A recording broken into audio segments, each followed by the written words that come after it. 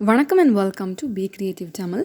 இன்றைக்கி இந்த சேனலில் எப்படி கிளிட்டரிங் ஃபோம் ஷீட் யூஸ் பண்ணிவிட்டு வீட்டிலே சுலபமான முறையில் ஹேர் கிளிப் செய்யலாம் அப்படிங்கிறது தான் இந்த வீடியோவில் நம்ம பார்க்க போகிறோம். வீடியோவை முழுசாக ஸ்கிப் பண்ணாமல் பாருங்கள். ஸோ வீடியோவுக்கு போகிறதுக்கு முன்னாடி மறக்காமல் பி கிரியேட்டிவ் தமிழ் சேனலுக்கு சப்ஸ்கிரைப் பண்ணிவிடுங்க. இப்போ வாங்க வீடியோக்குள்ளே போகலாம்.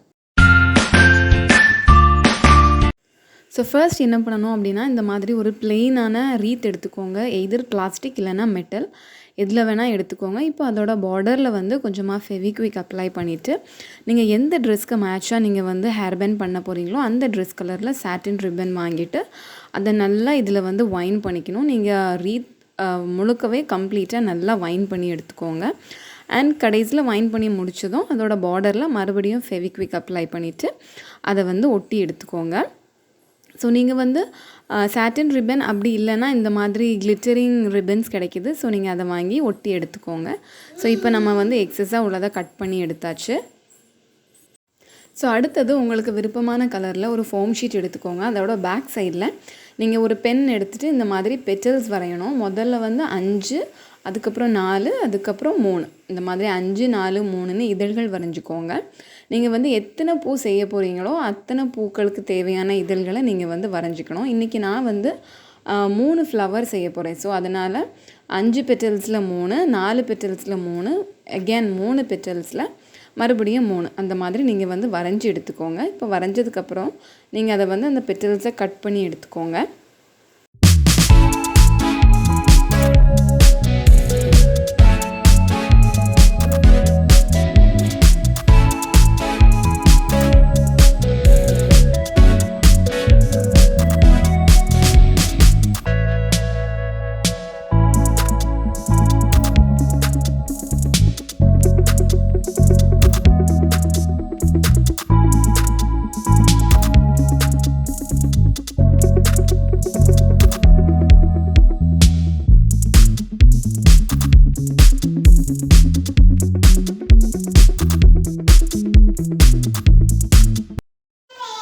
ஸோ இப்போ நம்ம பெட்டல்ஸ் எல்லாமே கட் பண்ணி எடுத்தாச்சு. உங்களுக்கு நிறைய பூக்கள் வேணும்னா நீங்கள் நிறைய பெட்டல்ஸ் கட் பண்ணி எடுத்துக்கோங்க.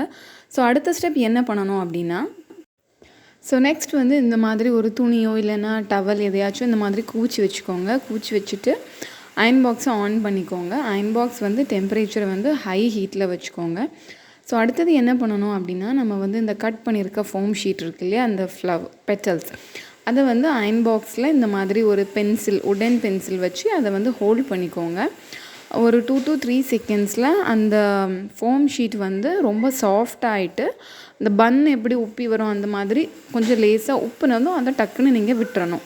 கீழே விழுந்த அந்த ஃபோம் ஷீட்டை உடனே எடுத்து இந்த மாதிரி கூச்சி வச்சுருக்க துணி இருக்கு இல்லையா, அதில் வச்சுட்டு அதோட சென்டரில் ஒரு உடன் பென்சிலோ இல்லைன்னா ஒரு பென் ஏதாச்சும் எடுத்து ஜஸ்ட் நீங்கள் ஒரு பஞ்ச் கொடுக்கணும். நம்ம எதுக்காக இந்த மாதிரி பண்ணுறோம் அப்படின்னா, அப்போ தான் அது ஒரு பூ எப்படி இருக்கும் அந்த மாதிரி ஒரு ஃப்ளவர் எஃபெக்ட் நமக்கு கிடைக்கும்.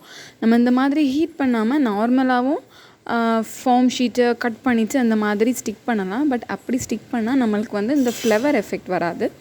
ஸோ இந்த ஃப்ளவர் எஃபெக்ட்காக நம்ம இந்த மாதிரி பண்ணுறோம்.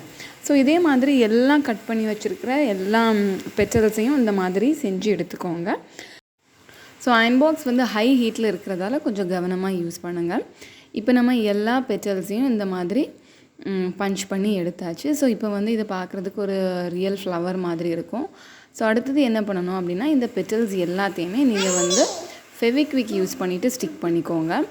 கொஞ்சம் ஸ்ட்ராங் க்ளூ, அதாவது இதுக்கு ஃபேப்ரிக் க்ளூ யூஸ் பண்ண வேண்டாம். கொஞ்சம் ஸ்ட்ராங்காக ஃபெவிக்விக் இல்லைன்னா ஃபெவிகால் அந்த மாதிரி க்ளூ யூஸ் பண்ணிவிட்டு இதை ஸ்டிக் பண்ணிக்கோங்க. இதை மாதிரி எல்லா ஃப்ளவர்ஸையும் நம்ம ஸ்டிக் பண்ணி எடுத்துக்கலாம்.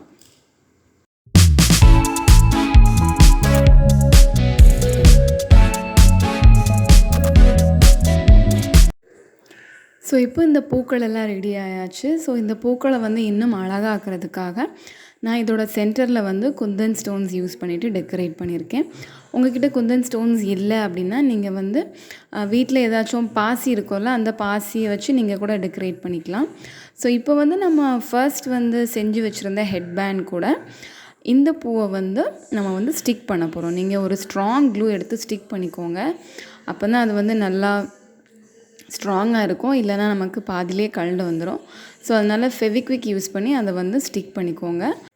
ஸோ அவ்வளோதான், நம்மளோட ஹெட்பேண்ட் வந்து ரெடி ஆகிடுச்சு. ஸோ நீங்கள் வந்து சிங்கிள் ஃப்ளவர் மட்டும் வைக்கணும்னா வச்சுக்கலாம். அப்படி இல்லை இன்னும் 2-3 ஃப்ளவர்ஸ் அடிஷ்னலாக வேணும்னாலும் நீங்கள் வந்து ஸ்டிக் பண்ணிக்கலாம்.